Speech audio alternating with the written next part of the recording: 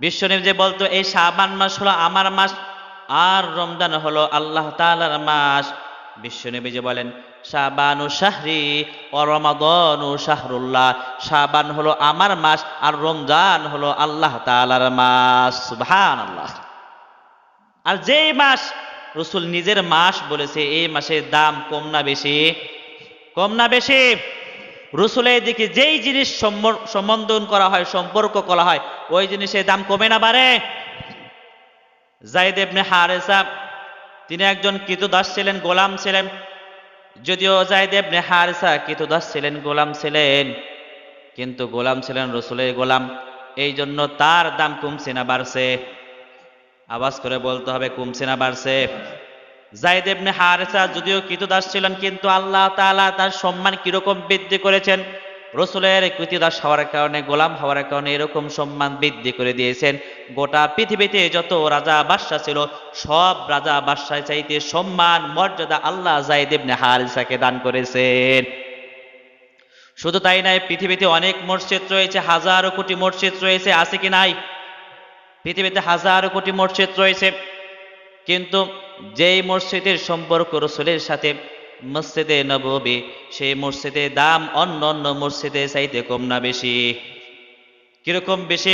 হাদিস শরীফে এসেছে, রাসূল আকরাম সাল্লাল্লাহু আলাইহি ওয়াসাল্লাম বলেন, মসজিদে নববী এমন একটি মসজিদ, যে ব্যক্তি মসজিদে নববীতে 1 রাকাত নামাজ পড়বে, আল্লাহ তার আমলনামায় 1000 নামাজ পড়লে যেই পরিমাণ সওয়াব হতো, সেই পরিমাণ সওয়াব তার আমলনামায় লিখে দিবেন। শুধু তাই নয়, অন্য এক হাদিসে রাসূল আকরাম সাল্লাল্লাহু আলাইহি ওয়াসাল্লাম বলেন, মসজিদে নববীতে যে ব্যক্তি 1 রাকাত নামাজ আদায় করবে, আল্লাহ রাব্বুল আলামিন তার আমলনামায় 50,000 নামাজ পড়লে যেই পরিমাণ সওয়াব হতো, সেই পরিমাণ সওয়াব তার আমলনামায় লিখে দিবেন।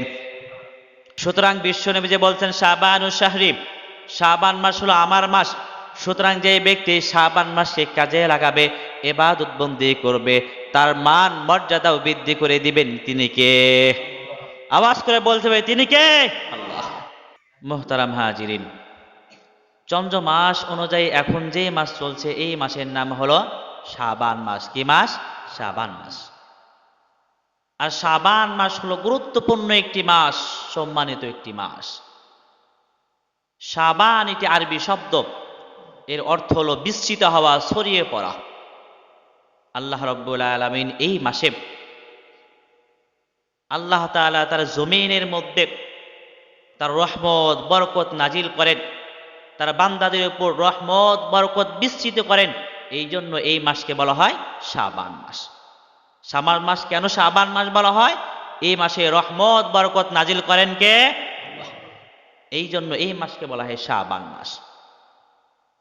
রাসূল আকরাম সাল্লাল্লাহু আলাইহি ওয়াসাল্লাম বলেন, ইন্নামা সুম্মিয়া শাবানু লিআন্নাহু ইয়ানশাইবু লিরমাদানা ফীহি খায়রুন কাসীর।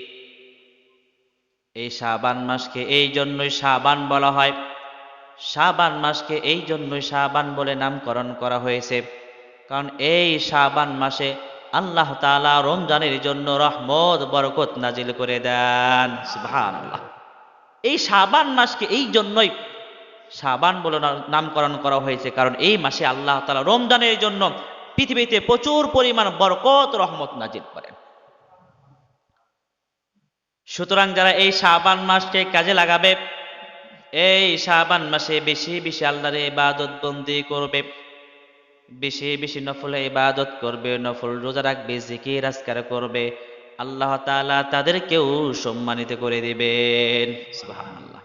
এই মাসে যারা বেশি বেশি ইবাদতে মগ্ন থাকবে, বেশি বেশি নফল রোজা রাখবে, জিকির আজকার করবে, কোরআন তেলাওয়াত করবে, তাদেরও সম্মান বৃদ্ধি করে দিবেন কে?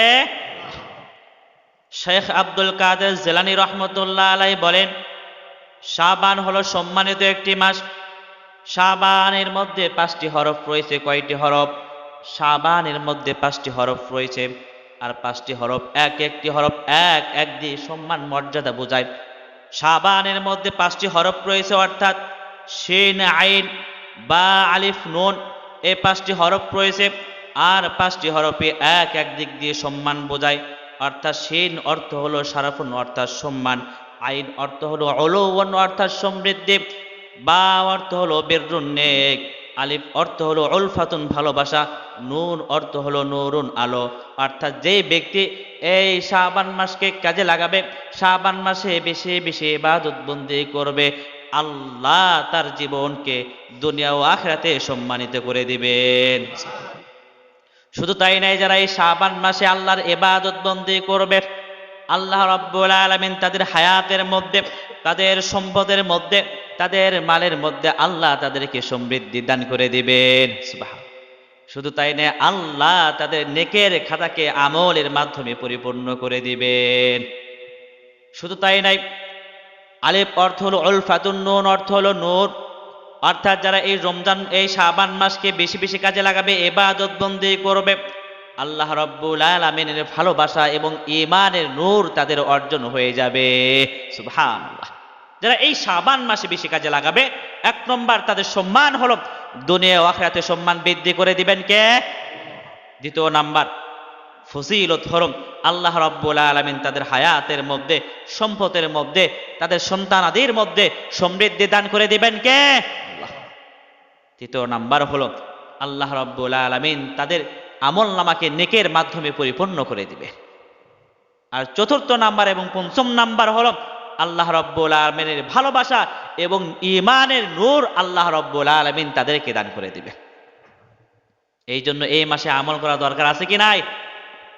এই জন্য বিশ্বনবী যে এই মাস যেহেতু ফজিলতপূর্ণ মাস, এই জন্য বিশ্বনবী যে বলতে এই শাবান মাস হলো আমার মাস। সুবহানাল্লাহ। শাবান মাস কার মাস? রাসূলের মাস। কার মাস? বিশ্বনবী যে বলতো এই শাবান মাস হলো আমার মাস আর রমজান হলো আল্লাহ তাআলার মাস, বিশ্বনবী যে বলেন শাবানু শাহরি ও রমাদানু শাহরুল্লাহ, শাবান হলো আমার মাস আর রমজান হলো আল্লাহ তাআলার মাস। সুবহানাল্লাহ। আর যেই মাস রাসূল নিজের মাস বলেছে, এই মাসের দাম কম না বেশি? কম না বেশি? রাসূলের দিকে যেই জিনিস সম্বোধন করা হয়, সম্পর্ক করা হয়, ওই জিনিসের দাম কমে না বাড়ে? যায়েদ ইবনে হারেসা তিনি একজন কৃতদাস ছিলেন, গোলাম ছিলেন। যদিও যায়েদ ইবনে হারেসা কৃতদাস ছিলেন, গোলাম ছিলেন, কিন্তু গোলাম ছিলেন রাসূলের গোলাম, এই জন্য তার দাম কমছে না বাড়ছে? আওয়াজ করে বলতে হবে, কমছে না বাড়ছে? যায়েদ ইবনে হারেসা যদিও কৃতদাস ছিলেন, কিন্তু আল্লাহ তাআলা তার সম্মান কিরকম বৃদ্ধি করেছেন? রাসূলের কৃতদাস হওয়ার কারণে, গোলাম হওয়ার কারণে এরকম সম্মান বৃদ্ধি করে দিয়েছেন।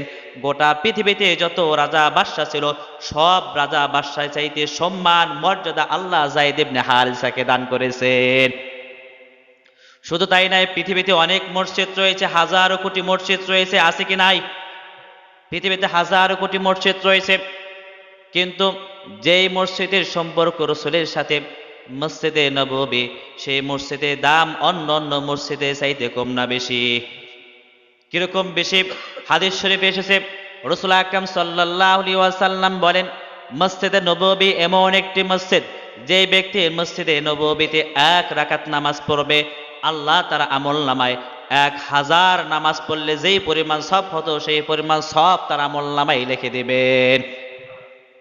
শুধু তাই নয়, অন্য এক হাদিসে রাসূল আকরাম সাল্লাল্লাহু আলাইহি ওয়াসাল্লাম বলেন, মসজিদে নববীতে যে ব্যক্তি 1 রাকাত নামাজ আদায় করবে, আল্লাহ রাব্বুল আলামিন তার আমল নামায় 50,000 নামাজ পড়লে যেই পরিমাণ সওয়াব হতো, সেই পরিমাণ সওয়াব তার আমল নামায় লিখে দিবেন।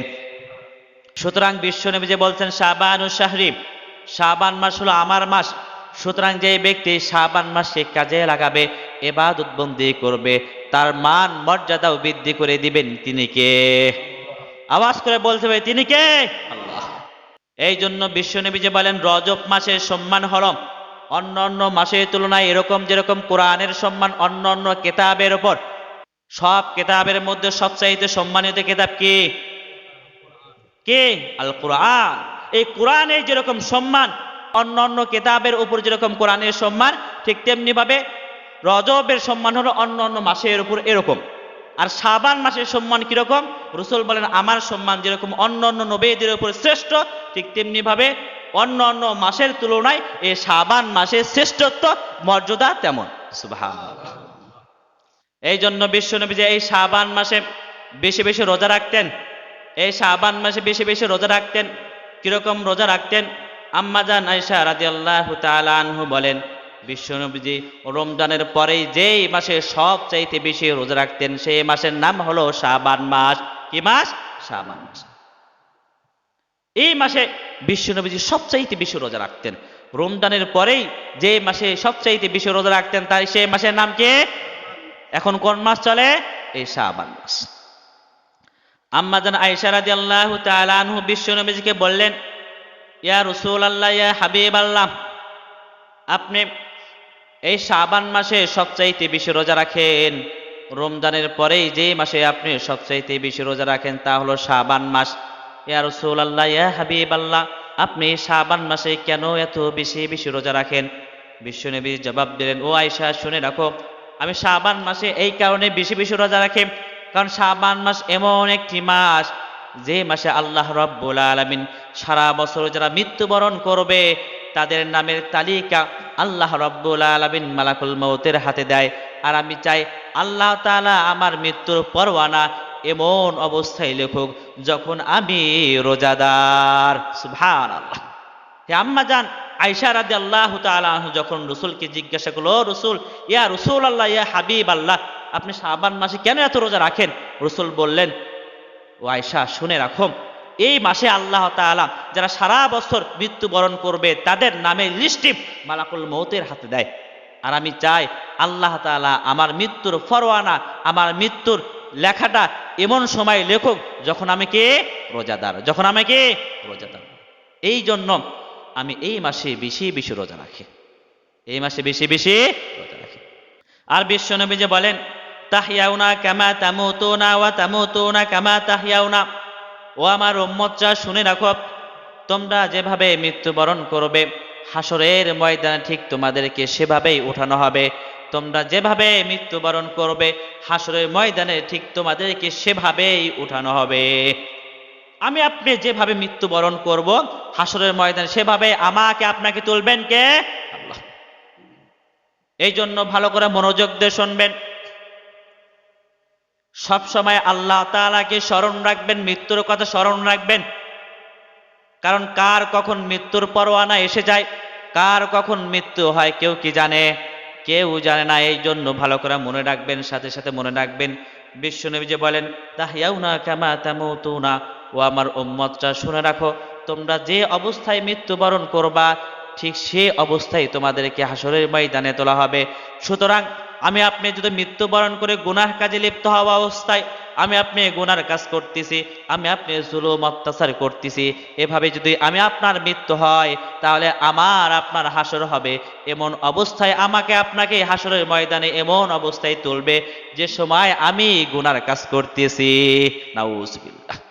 আমি আপনি যদি মৃত্যুবরণ করি কোন অবস্থায়? আমি গুনার কাজ করতেছি, আমি হারাম কাজে লিপ্ত, এই অবস্থায় যদি আমার মৃত্যু হয় তাহলে আমার আপনার হাসর ওই অবস্থায় হবে যে সময় আমি গুনার কাজ করতে, অর্থাৎ গুনার কাজ করতে করতে আল্লাহ তাআলা আমাকে আপনাকে হাসরের ময়দানে তুলবেন। নাউজুবিল্লাহ।